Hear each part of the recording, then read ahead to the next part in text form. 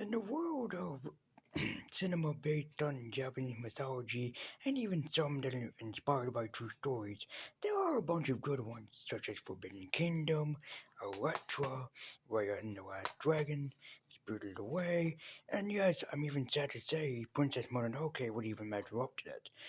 But there is one that did not do a good job. 47 Ronin, based on a true story about the actual 47 Ronin in Japanese mythology. Now, did Keanu Reeves have some blockbuster back in 2014 that was like his big return to cinema? Oh, yeah. He had John Wick that came out the same year, as well as we got another famous Japanese monster that came back, Godzilla, which could be technically based on a mythology. Oh, but I digress. Is 47 Ronin any good to see for Keanu Reeves' sake? And is it really good that it's based on a good story? Nope. Now, admittedly, I'm a big fan and I'm a sucker for movies that do have some sort of tie into Japanese mythology, but however, this one has a good story just turned wrong. It stars a boy named Kai, who'd later on be played by Keanu Reeves, as he runs away from a group of Tengus from high in the mountain. Called half-breed, he is later on recognized by the others and basically is the outsider of the group, but he does try to do his best and measure up to what he can when he can. But the sadly would be his rise as well as technically a downfall.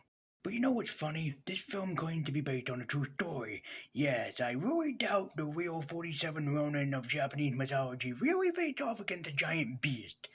And say, doesn't this scene seem a little bit familiar? Like we've seen it before in a Hayao Miyazaki film? While the hunt was successful, Kai realizes something, that there is a witch within the mist. How did he realize this? Well, because he was brought up by Tengus, he realizes that the fox that he saw had the same eye color as the witch. This must mean witchcraft is involved. And that's correct because she does poison a man, or witchcraft him, so he cannot fight in the samurai tournament. So that means that Kai ends up taking his place. Is this a good thing? Well, you depends on you. He ends up getting his ass handed to him where he's met by Curry Together, honestly the best part of the movie, who then decides that he should die. But does he? Well, there'd be no movie if he dies this quickly, so the answer is a big fat fucking no.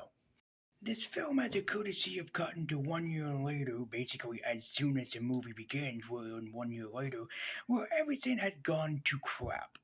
But Oishi, the second in command, decides to do something about this. He decided to grab everybody together, grab the best of the best, and put together the 47 Ronin of mythology. Is it done well? Not really. But he ends up meeting Kai again, who's fighting the big guy from Goonies?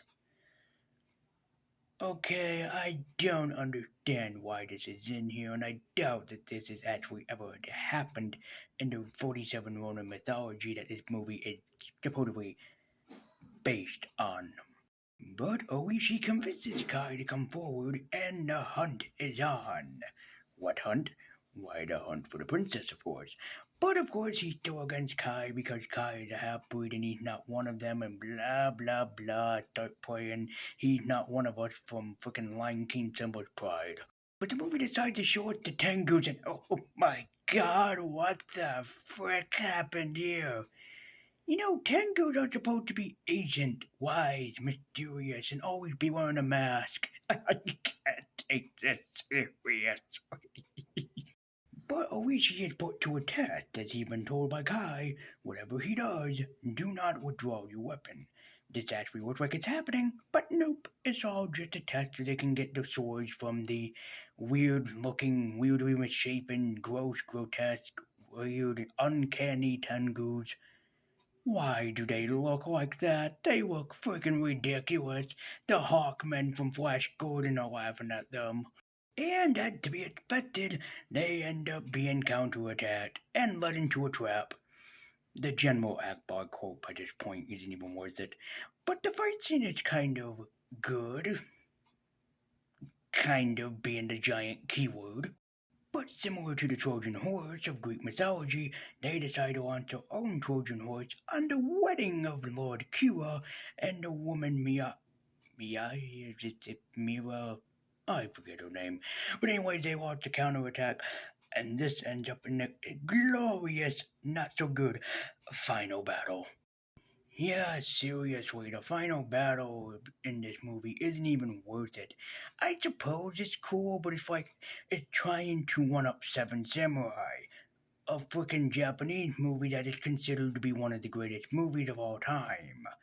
This is not Seven Samurai. This is 47 Ronin, which is even worse than Seven Samurai, considering that I've seen a version of Seven Samurai, and this is nothing like it. And sadly to say, the ending isn't even worth it. Without getting too far into it or spoiling it for people that get into it, yeah, it's not even totally fucking worth it.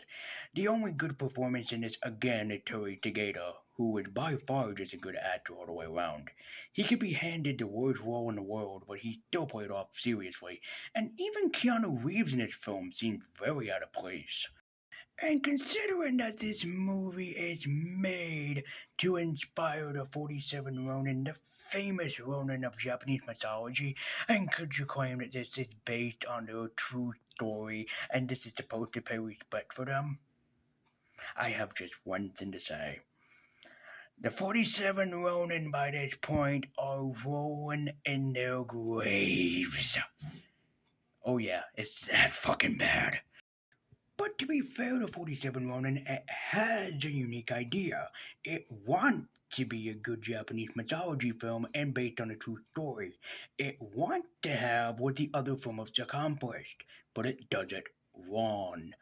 The acting is pretty bland. The CGI and some of the fight scenes seem okay for the most part. The story is horrendous, and some of the actors don't even know what the hell that they're getting themselves into. And I don't even think the director and the writer do themselves. This is a sorry excuse for a film that's supposed to honor brave men that fought for the country of Japan during feudal Japan era. And this sucks. And while this film does have some pretty credited good actors in it, and Keanu Reeves is trying his best, this is sadly just a poor excuse of a film that's trying to cash in on the other films that I showed you. So it does not even a good film for me, and I really wanted to like it, which is a shame. Hey everyone, I want to say thank you very much for watching my review, and I'm sorry to say I didn't like 47 Ronin. I'm sorry to anyone that is of Japanese uh, heritage, ancestry that may have watched this film and think that I'm kind of an asshole, but I'm not. I really did try to like this film, and I don't.